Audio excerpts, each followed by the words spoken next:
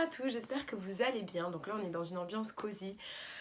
Cette vidéo pour moi, elle est très dure à tourner. Mais ça fait un moment que je voulais la faire. Je vous l'avais promis et j'ai reçu des messages personnels qui me disaient bah on attend toujours ta vidéo. J'avais envie de la faire mais d'un côté c'est compliqué pour moi. C'est compliqué parce que ça me fait replonger un peu dans le passé et c'est aussi compliqué parce que beaucoup de personnes de mon entourage ne sont pas au courant ou n'étaient pas au courant.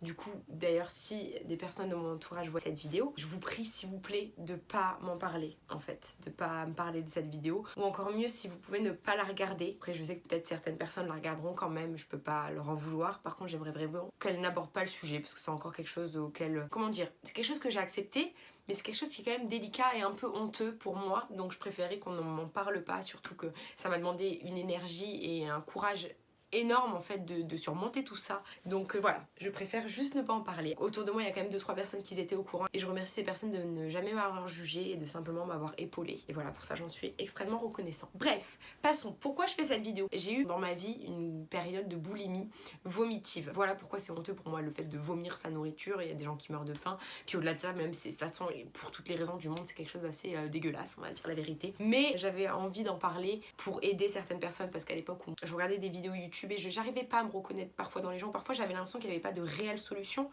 que c'était plus aller voir un psy et c'est dans la tête. Et certes, il y a un problème au niveau psychique, mais il y a des solutions en tout cas qui m'ont aidé et qui peut-être pourront vous aider ou peut-être que ça vous apaisera juste de savoir que vous n'êtes pas seul dans cette situation et qu'il y a quelqu'un qui ressent votre peine. Je vais commencer par le plus dur en fait. J'avais écrit après des crises, simplement pour donner mes émotions. Donc je vais commencer par lire ça. Et pareil, j'avais fait une vidéo où je parlais de mon poids en général. Je vous mettrai le lien en description parce que je vais pas revenir dessus sinon c'est trop long. Et je me souviens avoir dit ouais, moi j'ai jamais complexé au lycée. C'est vrai que dans l'ensemble, je complexais pas trop de mon poids, mais je me souviens des périodes où j'avais des crises et je frappais sur mon ventre et tout. Donc il y avait quand même un mal-être à la base. Je m'en suis souvenue en lisant le livre et en me demandant quand est-ce que j'ai fait ma première crise. Donc déjà, je m'étais écrit une petite page d'introduction. Donc je m'en sors, 3 points d'exclamation. Hier, crise horrible. Le matin, je n'ai pas réussi. Et le soir, ça a pris 5 bonnes minutes invivables. Donc là, je parle des vomissements. De plus en plus, et je ne maigris pas, et je perds du muscle. Pourquoi arrêter? 1. Je grossis plus ou moins, et je fais des effets yo-yo. 2. Je perds du muscle. 3. Mes cheveux ne poussent plus. 4. Je suis extrêmement fatiguée. 5. Je suis très irritable. 6. Ça me prend du temps, limite toute ma journée. Il va falloir que je sois pas trop émotive, je vais jamais tenir toute la vidéo. 7. Et je crois que c'était le plus gros point pour moi. Les gens vont s'en apercevoir parce que j'avais très honte. 8. Les boutons, ça me donnait les boutons, ça me faisait péter les vaisseaux. 9. Les cernes et le visage tout boursouflé. 10. La faim incessante. Trop de raisons, tout ça pour être dégoûtée au final. Comment faire? Me reconnecter avec mon corps, prendre le contrôle, ça c'est de toutes les vidéos que j'avais vues. Ne pas trop le frustrer ou le priver, le recalibrer, se repositionner, retrouver une satiété et manger à heure fixe. Donc je me mettais vraiment une pression, ça je ne le fais plus du tout. À l'heure fixe ça marche pas du tout pour moi. Alors lever, et j'adore parce que je dis ça, ne pas frustrer son corps. Et la page suivante les gars, lever 8h30, rien. Il n'y marquait rien. Bref, les passés c'est peut-être moins intéressant. J'essaie de marquer des objectifs, un peu ce que je mangeais. Alors, 2015. Je commence la veille à me bourrer le crâne de vidéos YouTube et de bonnes résolutions. Le matin, je suis prête mais pas déterminée. Ça ne va pas. On m'appelle pour me demander si je peux faire les courses. J'achète des croissants et là, je craque. 3 heures dans la cuisine. Foie gras, chèvre, biscuits, quiche, semoule, dindono et j'en passe. Zéro sport, zéro organisation. Il me reste ma mutuelle, des lettres à poster. Je devais aider quelqu'un pour un déménagement aussi. Ma chambre à ranger et aussi m'occuper de moi. Résultat, 0, 0, 0. Comment j'ai pu en arriver là? Je me déçois, les jours passent et se ressemblent. Je faiblis. Le soir, j'ai toutes les bonnes intentions du monde et le matin, plus rien. Je survis, trépasse, mange, vomis. C'est devenu ma vie. Ma vie en suspens, sauf que le temps lui passe. Par contre, j'étais poétique. C'est fou comme j'arrive à facilement retrouver le sourire. Je me demande qu'aurais-je pu devenir physiquement, mentalement et dans mon cœur. Pourtant, je pensais être une fille intelligente et pourtant je survis alors que je pourrais vivre une vie pleine. Mais non, je préfère me remplir, me sentir pleine jusqu'à la douleur puis me vider. Ah ouais, il y a une détresse quand même et j'écris bien. Je vais peut-être me lancer dans un bouquin. Ouais, j'avais aussi acheté Le psy pour les nuls. Faut savoir qu'à l'époque, j'avais essayé en fait de m'en sortir et d'aller voir un psy. J'avais été dans un centre, sauf qu'en fait, comme j'étais majeure, ils ne me prenaient pas en charge. Donc il fallait que je paye un psy à l'époque. J'avais pas tant de thunes que ça. Donc c'était cher pour moi de payer un psy 60 €. En fait, ils m'ont laissé quoi. Je leur disais que j'arrivais pas à m'en sortir, que je souffrais. Et il me disait que comme j'étais adulte et majeure, il pouvait rien pour moi, il me baladait d'adresse en adresse et personne pouvait rien pour moi et c'était très dur parce que financièrement je pouvais pas me payer un psy et puis j'avais peur aussi. Quand on est dans le mal-être et qu'en fait on n'est plus dans le déni, on dit on va essayer de se faire soigner et qu'en fait on nous donne pas d'aide, c'est très compliqué. Voilà, j'avais juste cette petite note à faire. On va passer sinon ça va être énormément long. Comment ça a commencé pour moi? Donc comme je vous disais, ça faisait très longtemps, ça avait démarré mais que je n'en prenais absolument pas conscience et pour moi c'était pas grave, c'était genre de temps en temps je fais des trop gros repas, alors je les vomissais mais c'était pas quelque chose qui me pourrissait la vie, donc j'en prenais pas trop conscience, j'étais pas en alerte sur ça. Mais à un moment j'ai décidé de perdre du poids et j'ai fait énormément de sport et j'allais trop vite. Et dans ma vidéo précédente je vous l'ai dit un peu qu'il y avait un problème, mais je suis pas rentrée dans le détail plus que ça. Je faisais très attention, je m'interdisais de manger des pâtes, du pain, les trucs basiques, le fromage, je m'affamais. Et à un moment, quand tu nourris plus ton corps et que ton corps il est au bout, et pourtant j'avais de l'énergie, donc même si vous pensez que vous avez de l'énergie, j'allais arriver à aller courir et tout, hein. J'étais heureuse parce que j'étais fine, mais d'un côté je me mettais beaucoup de pression et je le savais. Et à un moment, je ne saurais vous dire le jour où ça a commencé, mais je sais que ça a commencé progressivement, c'est-à-dire une crise par semaine, 2 fois par semaine. Et je suis arrivée à un point dans ma vie, je serais plus... vous savez quoi, je vais pas vous mentir en vous donnant des dates, je ne m'en rappelle plus. Je ne saurais combien de temps ça a duré. Donc depuis 18, 17, 16 ans peut-être ma première crise, mais ça a duré bien minimum 1 an à vomir quasiment tous les jours. Et c'était ça qui m'a vraiment rendue malheureuse. C'était pas mes crises une fois par mois, etc. Si déjà ça c'était... J'aurais dû m'arrêter là, mais à l'époque je ne le savais pas. Mais au moment où ça m'a détruite, c'est quand c'était tous les jours. Et parfois c'était 2 fois par jour, et parfois c'était 3 fois par jour, et parfois ça me mangeait 5 heures de ma vie. Et après ça, c'était pas tous les jours, hein, mais c'était bien 5 fois, 4-5 fois par semaine pendant 1 an. Alors... bref, c'est très pesant. Ça m'a pourri la vie. Voilà, j'avais toutes les bonnes intentions du monde le matin, je faisais très attention. Et à un moment donné, il y avait ou un repas de famille, ou j'allais faire les courses, ou je faisais un fast-food. Et dès que je faisais un écart qui était pour moi des aliments interdits, comme burger, une glace, un paquet de biscuits, puisque c'était forcément le paquet quand j'en prenais 2-3, je ne savais pas m'arrêter, et ben fallait que ça parte en crise. Et le problème, c'est que je mangeais des quantités, mais de nourriture. Et puis c'est honteux. Tout ce qui me passait sous la main, en fait, tout ce qui me passait sous la main. Parfois une crise ça pouvait même commencer avec un bol de salade et je commençais à me dire ok j'ai mangé trop de salade avec trop d'ingrédients et j'ai encore envie de sucrer, donc tu sais quoi, je vais profiter du fait que mon estomac est rempli de salade pour rajouter de la bouffe, peut-être que ma crise passera mieux. Je mangeais énormément de glace, de choses qui font qu'on peut mieux vomir. Parfois c'était prémédité, donc parfois j'allais carrément faire des courses et j'achetais pour 30 € de conneries, et parfois j'essayais de pas craquer mais je craquais quand même parce que je mangeais avec d'autres personnes et j'avais honte de leur dire que je voulais pas manger gras. Et du coup, je rentrais vite chez moi et je finissais ma crise. J'avais toujours des réserves dans ma chambre.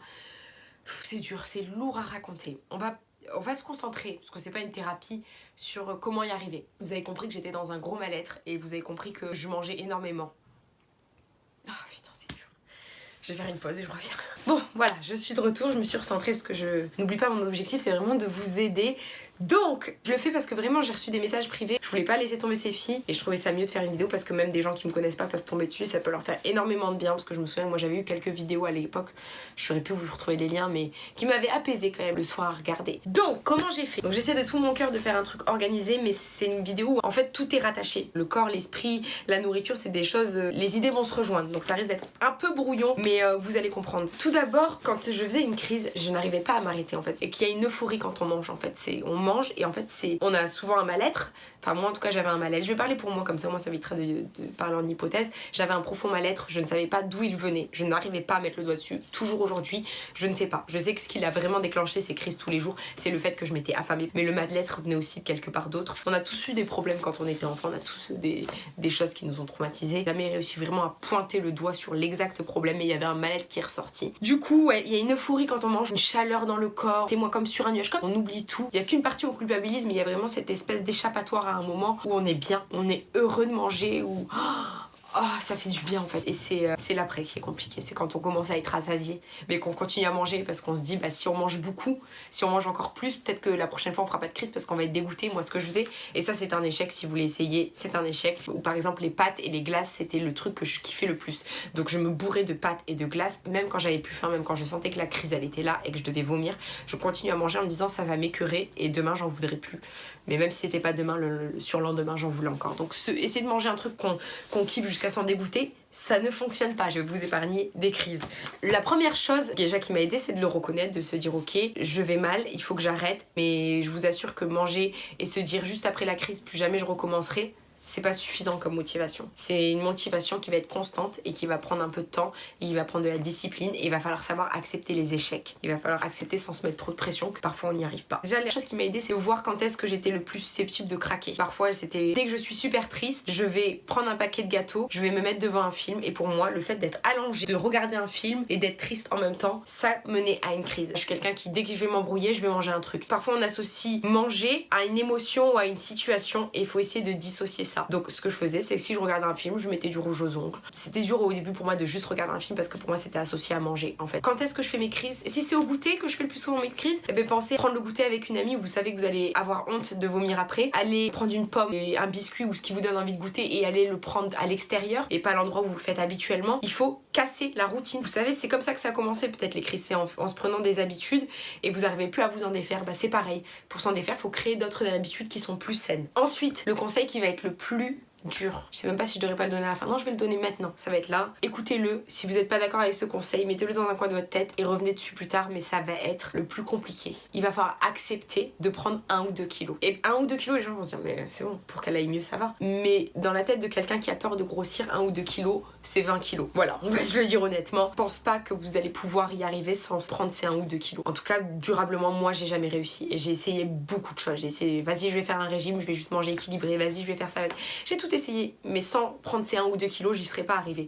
Simplement pourquoi? Parce que j'étais rentrée dans un cercle vicieux où j'affamais mon corps parce que j'avais fait une crise la veille. Et faut savoir que déjà, quand vous faites une crise, vous ne vomissez jamais votre repas en entier. Vous avez beau être à la bile, vous avez tellement affamé votre corps que dès que la nourriture elle va tomber dans votre estomac, ça va aller chercher les nutriments, les graisses. Le corps est une machine de guerre. Si vous le sous-alimentez, si vous le frustrez, dès que vous allez poser un truc dedans, ça va tout faire pour aller récupérer les nutriments. Ça va tout faire quand vous faites une crise pour vomir, pour le récupérer. C'est pour ça que parfois vous arrivez même plus à vomir. Le corps est une machine, il se souvient, il sait ce que vous lui faites, il sait ce que vous êtes en train de lui faire vivre en fait. Même si vous faites une crise ça peut durer de 1 heure à 3 heures. Il y a des crises moi qui duraient 3 heures. Votre corps il va quand même assimiler des graisses, il va quand même assimiler des choses, donc de toute façon vous n'arriverez pas à maigrir. Mais vous allez quand même vous affamer parce qu'après vous allez avoir l'estomac vide, vous allez avoir les acides qui vont remonter, vous êtes en destruction de votre corps. Du coup le corps il s'en souvient et il envoie des alarmes au cerveau, j'ai faim. J'ai faim, j'ai faim. Même si t'as mangé une tonne et t'as vomi ta crise, 3 heures après ton cerveau il est là, il comprend pas pourquoi il y a de l'acide dedans, il est vide, il comprend pas. Et au bout d'un moment, t'auras plus la force en fait de gérer ça. Tu n'arriveras plus à penser clairement et tu referas une crise. Même si tu veux pas faire de crise, si ton estomac est vide, si tu n'as pas remis de la nourriture dans ton système, dans ton corps, ton instinct animal prend le dessus et ton cerveau, peu importe ce que tu lui mets dedans, va craquer. Tu peux pas gérer. Tu crois que tu peux, tu ne pourras pas. Donc il va falloir accepter de remanger normalement, de remanger des aliments interdits, de remanger des aliments interdits comme je les appelais, du pain, du fromage. Et ça veut pas dire se gaver. Moi je mangeais beaucoup de légumes, j'intégrais. En fait je mangeais un repas équilibré, je mangeais mes 2000 calories, mais j'ai pris 1 ou 2 kilos, mais pas plus. Il faut réaccepter de manger. Et je peux pas vous dire que genre j'ai fait une crise et le lendemain je suis arrivée et j'ai décidé de manger et ça allait mieux. Mais je mangeais, je continuais parfois à faire des crises. J'ai fait quelque chose qui, alors ça va être fou de vous conseiller ça, c'est genre personne conseillera ça au monde, mais je suis obligée de vous donner ce conseil parce que c'est ça aussi qui m'a aidé quelque part. Je vous dis pas de le faire, mais moi c'est ce qui m'a aidé à l'heure actuelle. Si vous êtes en détresse et que vous avez tout essayé, peut-être que ça vous aidera. Je savais que il y a des choses que je n'arriverais pas à manger, par exemple des sneakers, des pizzas, mais qui me donnaient énormément envie. Et parfois je me disais mais mon Dieu, je vais refaire une crise, je peux pas manger cette pizza et la garder. Donc comment je vais faire? Je savais bien que si je craquais, valait mieux vider le frigo, comme ça au moins j'étais satisfaite, parce que vomir une pizza ça ne me satisfaisait pas, il fallait que je mange une tonne. Du coup ce que je faisais pour éviter de faire des crises tous les jours, c'est que j'organisais mes crises. J'étais passée de euphorie à dès qu'il y avait un repas et manger, à faire comme un écureuil, à cacher de la nourriture. Ça semble fou de dire ça. Et par exemple si on me proposait un sneakers, déjà j'ai déjà mangé, je le mangerai plus tard, je le mettais dans mon sac. C'était souvent me proposer de la nourriture. Ah mais t'es sûr que tu veux pas manger ça? Ah si, je vais le manger mais plus tard. Et je le prenais, je faisais ces petites réserves de nourriture. Si j'étais dehors dans la semaine et que je voyais un paquet de gâteaux qui me donnait envie, je l'achetais et je le mettais dans un tiroir chez moi dans ma chambre. Et j'avais organisé un moment où je savais que j'allais être 3 heures libre chez moi et j'allais me commander cette fameuse pizza qui me faisait plaisir ou ce fameux truc. Je me mettais mon film. Donc parfois je recraquais à l'association qu'il ne faut pas faire, mais ça permettait d'oublier que j'étais en train de faire n'importe quoi en fait. Parfois je mangeais même devant des émissions de cuisine. Me fait folle. Bref, une catastrophe, je mangeais ma pizza et j'ouvrais le fameux placard à merveille. Et là c'était salé, sucré, chips, etc. Et je mangeais, je faisais ma crise 1 fois par semaine, donc 4 par mois, ce qui était déjà mieux en fait qu'une tous les jours que je ne supportais plus. Et ça a duré peut-être 2-3 mois. où je faisais des crises. Parfois ça m'arrivait d'en faire 2 par jour, mais que 1 jour par semaine. Mais généralement j'en faisais 1 par semaine. Et c'était déjà une libération pour moi. Ça a été le début de la guérison, et savoir qu'en fait sur ce tiroir, du coup je me rendais compte à quel point dans la semaine j'aurais pu manger parce que j'étais incapable de le finir. Et c'est là que c'était problématique, parce que du coup je n'arrivais pas à finir tout ce que j'avais dans mon tiroir, parce que c'était astronomique tout ce que je pouvais accumuler et avoir envie de manger sur une semaine. Et du coup comme il me les restait, je les laissais pour la semaine suivante. C'était devenu un cercle vicieux, mais à la semaine. Et c'est déjà, voilà, ça m'a aidé. Donc je vous le dis, si vous le faites tous les jours, si vous êtes quelqu'un qui vomit 2 fois par jour, vaut mieux quand même au final vomir 1 fois par semaine que tous les jours, mais vaut mieux vomir pas du tout. Donc au bout d'un moment, c'était devenu ma routine, limite j'ai pensé que vomir 1 fois par semaine dans ma vie, ça allait aller. J'aurais pu faire ça toute ma vie, même si j'en avais pas envie. Et au bout d'un moment, donc ce qui arrivait, c'est que voilà, j'étais un peu en déprime, je voulais perdre mes kilos, j'y arrivais toujours pas. Donc je me suis dit, Yamina, je pense que là, c'est bien déjà le parcours que tu as fait parce que tu sors d'1 an de souffrance, mais je pense qu'il est temps d'aller au next step et de fixer des vrais objectifs sans te mettre la pression. J'ai repris le sport un peu mieux, j'ai mangé un peu plus équilibré mais sans me frustrer, donc je mangeais quand même ce qu'il fallait. Un autre truc que je faisais, mais qui est débile les gars, mais si j'avais trop envie d'un truc dans la semaine, je mâchais, je le sentais et je le recrachais. C'est pas à faire, mais ça va vous aider. Moi j'ai envie de vous donner des vraies solutions, j'ai pas envie de vous dire les gars c'est dans la tête. Je vous donne les vrais conseils dégueulasses qui ont marché pour moi. Parfois je mettais de la musique genre évanescent et j'étais comme ça dans ma chambre et j'étais là,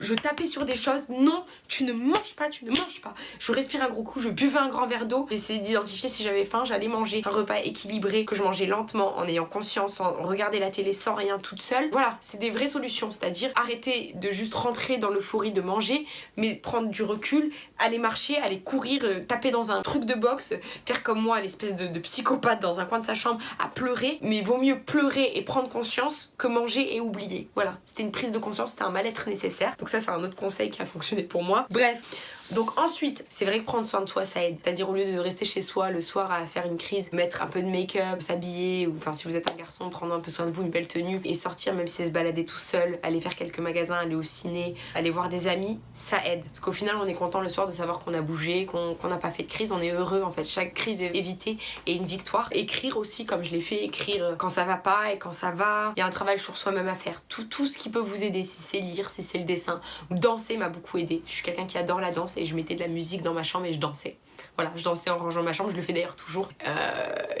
C'était pour moi on le voit sur ma tête, c'était des moments d'extrême joie, c'était... Je croquais encore la vie, je suis pas en train de manger comme une porc, en train de vomir, je suis juste en train de danser dans ma chambre et je suis heureuse. Ça m'a aidé, donc trouvez-vous, ça peut être une autre passion, ça peut être l'écriture, la musique. Faites ce que vous voulez, chanter, même si vous chantez mal et que vous avez envie de chanter, faites du karaoké dans votre chambre, faites quelque chose qui vous fait plaisir. Mais regardez des vidéos, s'asseoir devant un écran, souvent c'est synonyme de manger, donc faut essayer de faire autre chose. Les autres conseils, c'est de ne pas manger tous les jours la même chose. Souvent je mangeais la même chose, des brocolis, des salades, la même chose. Mon corps il avait les mêmes nutriments et au bout d'un moment en fait, que ça soit si vous le nourrissez pas, si vous faites des crises, votre corps s'adapte, c'est-à-dire vous lui envoyez la même chose, il n'a pas de plaisir, il n'a pas tous les nutriments dont il a besoin.